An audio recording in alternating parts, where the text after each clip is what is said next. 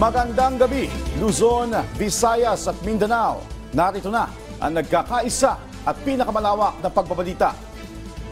Sa pangunguna ng Presidential Communications Office na kinabibilangan ng Philippine Information Agency, Philippine News Agency, Presidential Broadcast Service, Radyo Pilipinas, IBC at PTV. Mula sa PTV, ako po si Sheila Salaysay. Ihahatid namin ng mga komprehensibo at mahalagang balita mula sa iba't ibang bahagi ng bansa. Mula sa PTV, ako po si Joshua Garcia. Ito ang Balitang Pambansa. Ngayong gabi sa Balitang Pambansa, Pangulong Ferdinand R. Marcos Jr. pinangunahan ang job fair at kadiwa ng Pangulo sa Tacloban. Dating Pangulong Rodrigo Duterte haharap sa preliminary hearing kaugnay sa kanyang kasong crimes against humanity sa The Hague, Netherlands. Pangulong Marcos Jr. mataas ang kumpiyansa sa security forces ng bansa. Loyalty check, hindi na kailangan. Kaanak ng biktima ng extrajudicial killings, hiling ang habang buhay na pagkakakulong sa dating Pangulong Duterte. At mga kandidato ng administrasyon nanuyo ng botante sa Tacloban. Una po sa ating mga balita, haharap na sa unang pagkakataon si dating Pangulong Rodrigo Duterte sa International Criminal Court o ICC. Itinakda ito ng ICC mamayang alas 9 ng gabi oras sa Maynila. Ito ang pre-trial ng kanyang kasong crimes against humanity na nag-ugat sa kanyang war on drugs sa panahon ng kanyang administrasyon, kung saan libo-libo umano ang naging biktima ng extrajudicial killings. Sa gaganaping hearing, ilalatag ng mga hukom ng ICC ang mga umano'y krimen na kanyang nagawa at kung ano ang kanyang mga karapatan bilang akusado. Pinabulaanan ng Malacanang ang alegasyon na trinaydor si dating Pangulong Rodrigo Duterte nang asistihin ng mga pulis ang International Police sa pag-aresto sa dating Pangulo. Binigyan diin ni Undersecretary Claire Castro na sinunod lamang nila ang batas at ang interes ng mga umano'y biktima ng extrajudicial killings. Nilinaw rin ng palasyo na hindi na obligasyon ng pamahalaan ang legal defense ni Duterte at hindi rin totoo na may pangako si Pangulong Ferdinand R. Marcos Jr. kay Senador Ronald de la Rosa na hindi ito gagalawin ng ICC. Samantala, handa ang palasyo na sumunod sakaling maglabas ng freeze order ang ICC sa mga ari-arian ni Duterte. Ayon kay Castro, naintindihan nila ang reaksyon ng pamilya Duterte pero dapat ring alalahanin ang ugat ng pag-aresto sa dating Pangulo at ang damdamin ng pamilya ng mga biktima ng extrajudicial killings. Kaugnay niyan, inirekomenda ni Bayan Muna First Nominee at dating Kongresista Attorney Nery Colmenares ang pag-freeze ng assets ni dating Pangulong Rodrigo Duterte. Mungkahi ni Colmenares doon kunin ang pambayad danyo sa mga naging biktima ng extrajudicial killings o kaya naman ay kunin mula sa trust fund ng ICC. Dagdag pa niya, unang hakbang pa lang ito ng paghingi ng pananagutan. Samantala, ikinatuwa naman ng mga kaanak ng mga biktima ng EJK at ng human rights lawyers ang pagkakaaresto ni Duterte. Matatanda ang inaresto ang dating Pangulo matapos lumapag sa NAIA nitong Martes sa bisa ng warrant of arrest mula sa ICC sa mga kasong crimes against humanity. Iginiit ng palasyo na nanatatiling mataas ang kumpiyansa ni Pangulong Ferdinand R. Marcos Jr. sa security forces ng bansa. Tugon niya ng palasyo kasunod ng di umano'y pagre-resign ng ilang pulis at sundalo matapos maaresto si dating Pangulong Rodrigo Duterte. Bagay na ayon sa Malacanang ay walang katotohanan kaya hindi na kailangan ang loyalty check sa pulisya at militar. Giit pa niya na paraan lamang ito ng mga sangkot na individual para makakuha ng simpatya. Una nang itinanggi ng AFP at PNP ang pagkalas ng mga personnel nito bilang pagpapakita ng suporta sa dating Pangulo. Wala po, loyalty check, wala po.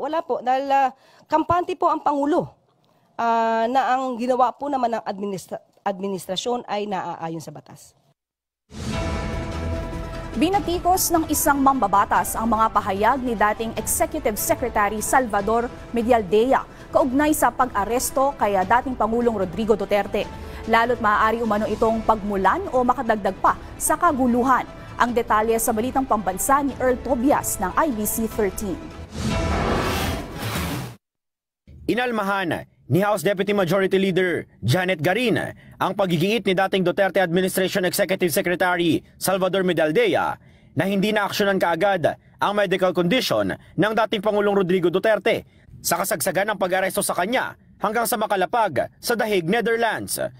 Pagdidiin ni Garin, isa ang ICC sa may pinaka-istriktong sistema ng demokrasya at inirerespeto ng mga ito lahat ng karapatan ng isang nililitis.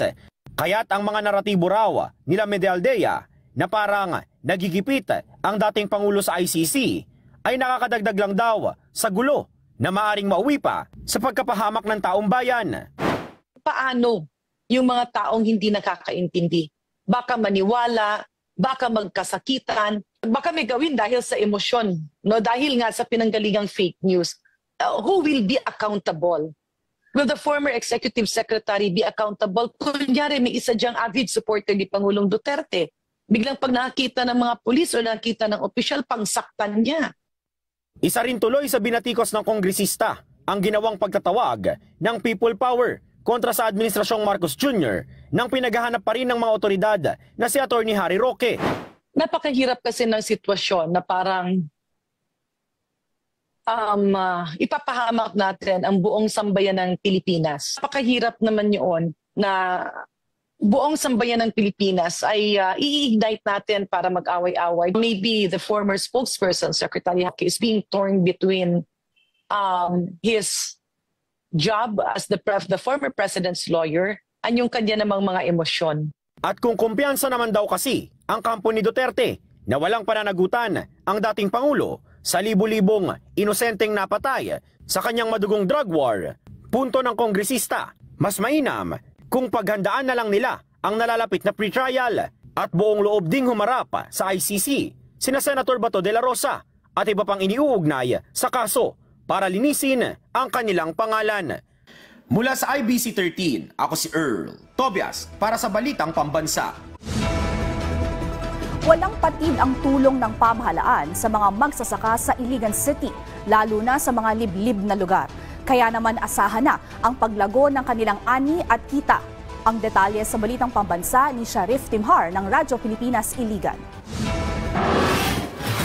Dahil sa mga bagong kagamitan na ibinigay ng pamahalaan, napadali ang trabaho ng mga magsasaka rito sa Iligan City. Kaya naman si Kuya Jenner ng Barangay Rogongon, laking pasasalamat dahil sa loob ng mahigit 2 dekada, tradisyonal na pagsasaka ang nakasanayan nila. So karon nga natagad mi nila, natagaan mi aning mga programa o mga libre nga mga training, mga libre nga mga farm equipments, tapos mga katong mga seeds. So dako kay kuswagan ang among pagkunga. Salamat kayo sa mga tabang o nang hinaot gyud pud mi nga padayon pud ang inyong suporta namo aron nga mulambo pa gyud ang atong pag-umas kabukiran. Umabot sa mahigit 4 na milyong pisong halaga ng farm equipment ang inilaan ng Department of Agriculture Region 10 para sa sektor ng agrikultura at pangisdaan sa lungsod. Kabilang sa mga ipinagkaloob ay isang hauling truck, 2 corn shellers, 2 water pumps at isang hand tractor. Pagtitiyak ng DA, patuloy ang kanilang suporta sa mga programa ng LGU upang mapalakas palalo ang ani at kita ng mga magsasaka. Kami mapasalamatan sa city government, labi na sa city agriculture, no, sa inyong kusog na pagtabang sa mga mag-uuma. Kami magkanunayon na suporta sa unsa man ang plano. Patuloy ang pamahalaan sa ilalim ng administrasyon ni Pangulong Ferdinand R. Marcos Jr. sa pagkakaloob ng tulong sa mga magsasaka sa bagong Pilipinas upang matiyak ang pangmatagalang kaunlaran sa sektor ng agrikultura. Mula sa PBS Radyo Pilipinas Iligan, ito si Sharif Timhar para sa Balitang Pambansa. Sa putong ito, makakausap naman natin sa telepono si dating Senator Laila De Lima, kaugnay pa rin sa pagkakaaresto kay dating Pangulong Rodrigo Duterte. Magandang gabi po, Senator Laila De Lima. Sheila Salaysay po ito ng PTV. Babalikan natin maya-maya si Senator Laila De Lima. Samantala, umarangkada ang alyansa para sa bagong Pilipinas sa Tacloban para manligaw sa mga botante doon. Humigit tayo ng detalye sa Balitang Pambansa ni Mela Lesmoras ng PTV Manila Live. Mela. Joshua, sa mga puntong ito ay nagpapatuloy itong mga campaign rally ng Alyansa para sa Bagong Pilipinas dito sa Tacloban City, Leyte. Pero bago yan, napag-usapan naman sa press conference dito ang issue ukol sa ICC.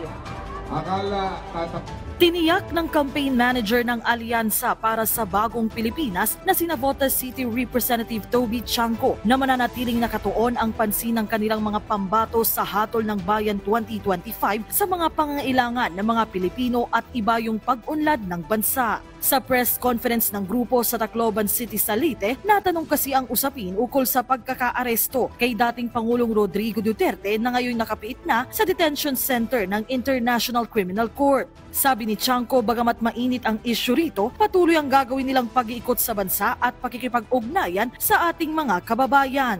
Ang alyansa ay nanatiling nakatutok doon sa araw-araw na mga suliranin ng ating mga kababayan, tulad ng trabaho, pangkabuhayan. So yun po ang pinapaliwanag ng alyansa at yun po ang tinututukan natin. Hindi po tayo dapat mawalan ng focus dahil yun po ang mga suliranin na dapat resolbahan para guminhawa ang buhay ng ating mga kababayan. Gate naman ni Alyansa Senatorial Candidate Abby Binay sa darating na eleksyon. Sana'y hindi lang kulay ng politika ang tingnan ng mga botante, kundi higit sa lahat ay ang kapasidad at kwalifikasyon ng isang kandidato. Sang-ayon din dyan ang kanyang mga kasamahan. Yes, we are part of the administration, but we are individuals in a group. So sana naman po dun sa mga botante, we're not talking about kung pro Marcos ka ba o pro Duterte ka, kung pink ka ba, kung dilaw ka ba, kung green ka ba, kung red ka ba.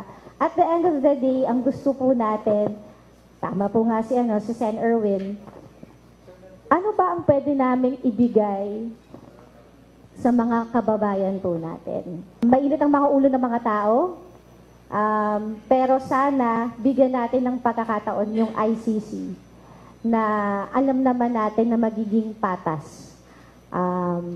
Para hindi naman nga sinasabi na guilty siya. Kaya nga may proseso, kaya nga may trials. Ngayong may iba't ibang opinyon ng mga eksperto sa issue, tanging hiling ng alyansa candidates sana'y manaig ang hustisya. Sa takdang panahon, lalabas at lalabas din daw kung tama o mali ang nangyari. Only time will tell. Hindi yan masasagot ngayon. Yung history books na magsasabi dyan, saka palang malalaman niya kung tama o mali pagdating ng takdang panahon. Yung takdang panahon na yon, hindi ngayon. I would have to personally commend our embassy in The Hague for the efforts done and for following the mandate of the Vienna Convention on Consular Relations by providing the necessary assistance to President Duterte. Tama po yun. Trabaho po yun. Kahit sinong Pilipino, tulungan nila.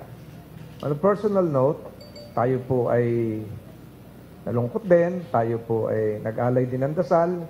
Hindi lang para kay Presidente Duterte, kundi sa bansang Pilipinas. Sa tanong naman kung napapanahon na nga bang magbalik sa ICC ang Pilipinas, hit ni Congressman Erwin Tulfo. Definitely, there should be public consultation. To start with, yung ating mga mambabatas, mga district lawmakers, senators, before we have to talk about it, tackle it, para we can hear the clamor of the public. Sino ba may gusto, sino hindi, so that we would know. Nasa Tacloban City sa Leyte ngayon ang Alyansa para sa Bagong Pilipinas para sa kanilang ika-9 na campaign rally na pinangunahan mismo ni Pangulong Ferdinand R. Marcos Jr. Libo-libong kababayan natin ang nakilahok dito para marinig ang mga plataporma at mga plano para sa bansa ng mga pambato ng administrasyon. Papatuloy itong campaign rally ng Alyansa para sa Bagong Pilipinas at inaabangan natin yung pagdating dito mismo sa venue ni Pangulong Ferdinand R. Marcos Jr. Kanina kasi ay nasa Leyte na rin siya, so inaabangan natin yung kanyang magiging talumpati dito nga sa actual campaign rally ng Alyansa para sa Bagong Pilipinas. Joshua? Maraming salamat, Mela Lesmoras. Haharap na sa International Criminal Court o ICC sa The Hague, Netherlands, si dating Pangulong Rodrigo Duterte para sa pre-trial ng kanyang kasong Crimes Against Humanity.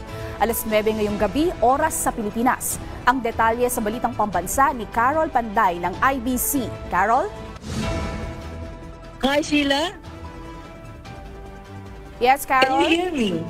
Mula dito sa The Hague, Netherlands, nandito ako ngayon sa harapan ng International Criminal Court dahil aabangan natin ang simula ng paunang trial ng dating Pangulong Rodrigo Duterte. Sabi nga kanina, namataan na natin na dumating na si Vice President Sara Duterte, kasama si Senator Robin Padilla at ang dating Secretary na si Attorney Harry Roque. Actually, marami na rin nakapaligid ang mga media dito na nag-aabang sa kaganapan mamaya. At syempre, ang mga taong naniniwala na dapat ilitis ang dating presidente, nandito na sila sa gilid-gilid kasi nga very limited ang kailangan makapasok. Nagkaroon na ng registration, pero according sa staff ng ICC, puno na rin ito. Sa mga piling media, ang mga nakaregister dito. Kaya naman mamaya, pag simula ng trial na to, abangan natin ang mga ikukwento namin sa inyo para blow by blow. Marami kaming mga update na ipapadala sa inyo. Sheila? Maraming salamat at mag-ingat ka dyan, Carol Panday. Hindi pa man opisyal na nagsisimula ang tag-init, tumaas na ang insidente ng grass fire sa Ilocos Norte. Kaya naman ang Bureau of Fire Protection patuloy na nakaalerto. Ang detalye sa Balitang Pambansa ni Rani Durilag ng Radyo Pilipinas, Lawag. Full force ang mga tauhan ng Bureau of Fire Protection Lawag City sa Ilocos Norte para apulahin ang grass fire na yan sa Barangay 18. Pahirapan ang pag-apula rito dahil sa lawak ng sunog na umabot pa malapit sa Gilbert Bridge. Ang mga ganitong insidente ang patuloy na binabantayan ng BFP ngayong Fire Prevention Month sa lungsod. Ito yung buwan na talagang marami tayong sunog dahil nga po sa pagsisimula ng tag-init.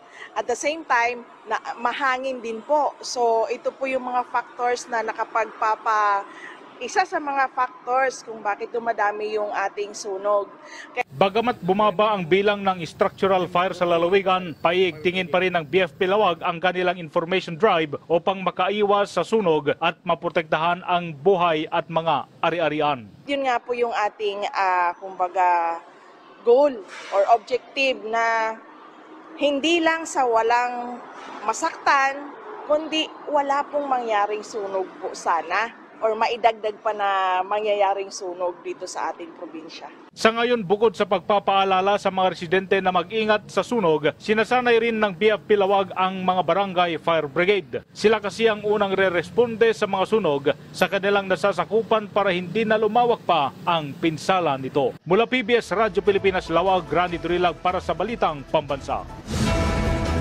Ipatutupad na sa Bangsamoro Autonomous Region in Muslim Mindanao ang batas na magpapalakas sa karapatan ng mga bakwit. Ang detalye sa Balitang Pambansa ni Lian Bolongan ng Philippine Information Agency, SOCSARGEN. Lalo pang mapalalakas ang proteksyon at karapatan ng mga bakwit sa rehiyon ng Bangsamoro sa pamamagitan ng Bangsamoro Autonomy Act No. 62 o mas kilala bilang Rights of Internally Displaced Persons of the Bangsamoro Autonomous Region Act of 2024. Kamakailan, nilagdaan ang Implementing Rules and Regulations o IRR ng IDP Law para sa ganap na pagpapatupad ng nasabing batas. Bangsamoro Autonomy Act No. 62 is not just a promise on paper, it is a promise in action. After the enactment of the law by the Bangsamoro Parliament in September last year, we are now promulgating the implementing rules and regulations which provide additional details and clarity on some of the provisions of the law so that we can more easily implement it. By this, we are paving the way to durable solutions for those who have long been affected by displacement, both within and even those outside of the Bangsamoro region. Dagdag pa ni Minister Jejuri, ang IDP law ay tumutugon rin sa iba't ibang mga pangangailangan ng mga bakwit. Kami po bilang isang bakwit or IDP, wala kaming masabi kundi maraming salamat sa aming mga pinuno, Bangsamoro leaders at different sectors na nagtulong-tulong upang magawa itong Bangsamoro Autonomy Act No. 62. Ang BAA No. 62 ay ang unang batas sa bansa at sa Southeast Asia na magbibigay proteksyon at magsusulong sa karapatang pantao ng mga bakwit mula sa loob at labas ng rehiyon ng Bangsamoro. Mula sa Philippine Information Agency, SOCSARGEN, Lian Bolongon, Balitang Pambansa. Bayan, huwag po kayong bibitiw at magbabalik pa ang Balita Pambansa.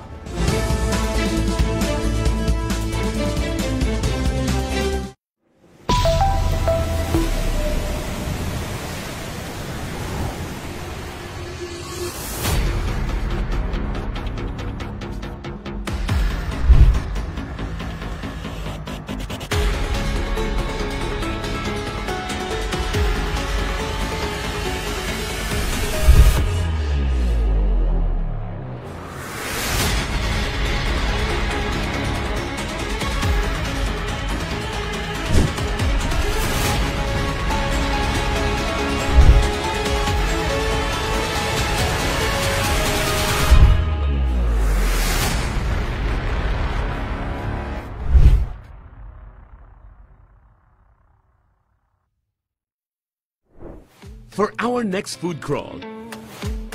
Tara na't mag-English. It's the perfect blend. Eats Fun goes to Katipunan Avenue. Kasama ang certified foodie na si Leslie Ordinario for another food venture na perfect for the health conscious and budget conscious. Eats Fun, ngayong linggo, alas 10 ng umaga. Ang ba yan? Ang sarap everything. Dito lang sa PTV.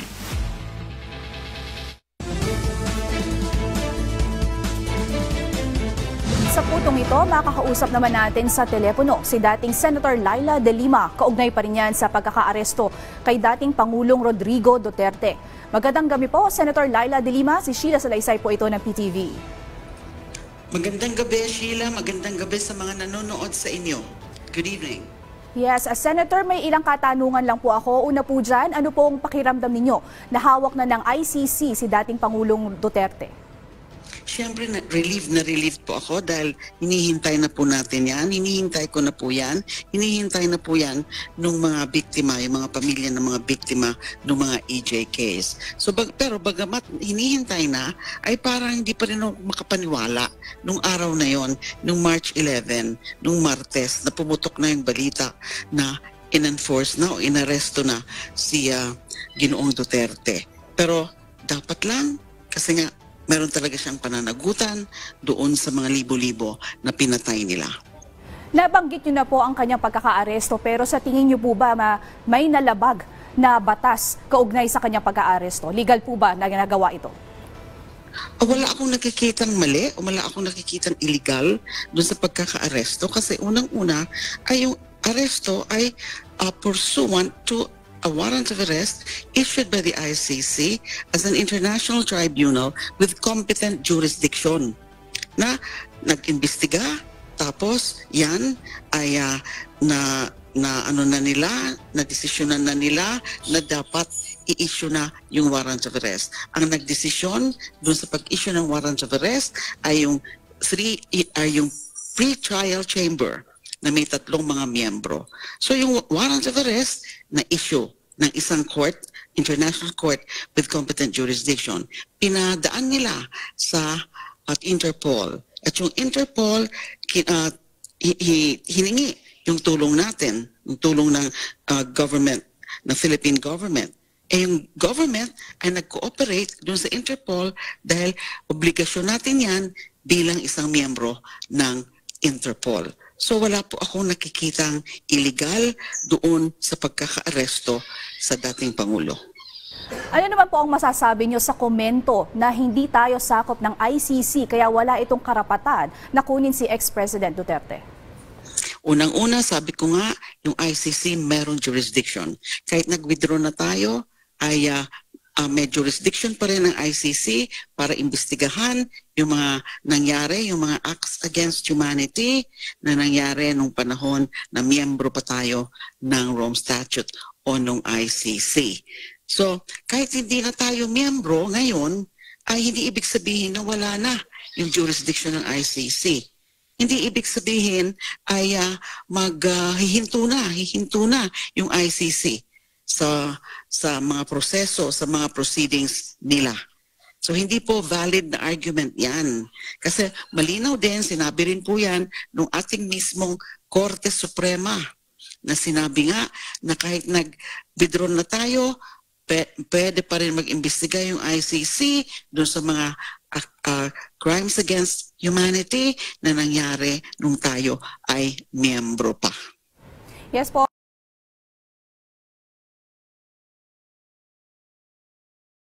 At si Senator Ronald De La Rosa. Hindi ko po masasabi yan, hindi ko po alam yan kung yan sila na talaga ang susunod. Ang masasabi ko ngayon, posible.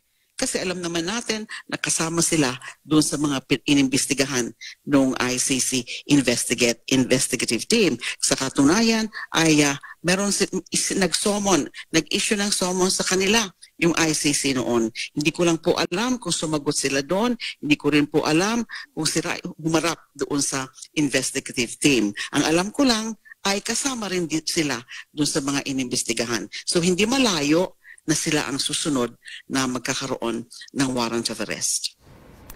Maraming salamat po sa inyong panahon, former Senator Laila De Lima. Samantala, patuloy ang Legazpi LGU sa kanilang kampanya sa mga paaralan para labanan ang paninigarilyo at paggamit ng vape. Ang detalye sa Balitang Pambansa ni Riza Lucido ng PIA Albay. Patuloy ang paglilibot ng Legazpi LGU sa pamamagitan ng City Health Office sa mga paaralan bilang bahagi ng mas pinaigting na kampanya upang maiiwas ang mga kabataan sa masamang epekto ng paninigarilyo. Pinapalakas natin yung information campaign na wag na silang mag-vape and wag na din silang mag-smoke kasi madaming harmful effects ito sa katawan. And not only sa smoker, dun sa mga nakakalanghap ng usok ng taong naninigarilyo.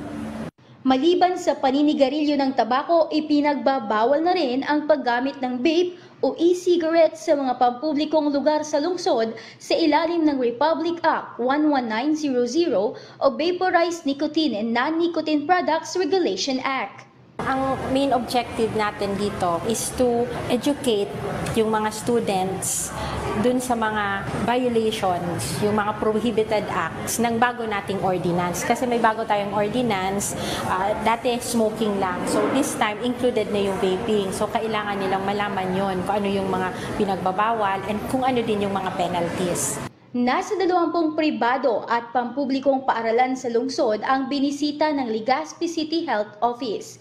Kasabay nito ay nagkaroon rin ng shoutout, slogan at poster making contest para sa mga mag-aaral. It is essential and important for us, maging aware kaming youth to avoid any consequences and actions that can lead to our health problems or issues in our lives po. I think it's important to raise awareness among students at this early age para po maiwasan na gumamit sila ng mga bagay na hindi nakakaganda sa kanilang kalusugan para hindi nila magawa yung mga bagay na pagsisisihan nila sa pagtanda nila. Ipinapaalala sa mga magulang at guro ang tamang paggabay upang mailayo ang mga kabataan sa masamang epekto ng paninigarilyo. Smoking and vaping contains harmful chemicals that will affect your health. So, say no to smoking and say no to vaping. Mula sa PIA Albay, Riza Lucido para sa Balitang Pambansa. At dyan po nagtatapos ang 30 minutong ulat sa bawat sulok ng bansa. Samahan nyo kami muli mamayang alas 9:30 ng gabi para sa updated at pinalakas pang balitaan. Mula sa PTV, ako po si Joshua Garcia. Ito ang pinalawak na puwersa sa pangunguna ng Presidential Communications Office, kabilang ang Philippine Information Agency, Philippine News Agency, Presidential Broadcast Service, Radyo Pilipinas, IBC at PTV. Mula sa PTV, ako naman po si Sheila Salaysay. Hatid sa inyo ang komprehensibong paghimay sa mahalagang usapin dito lang sa Balitang Pambansa.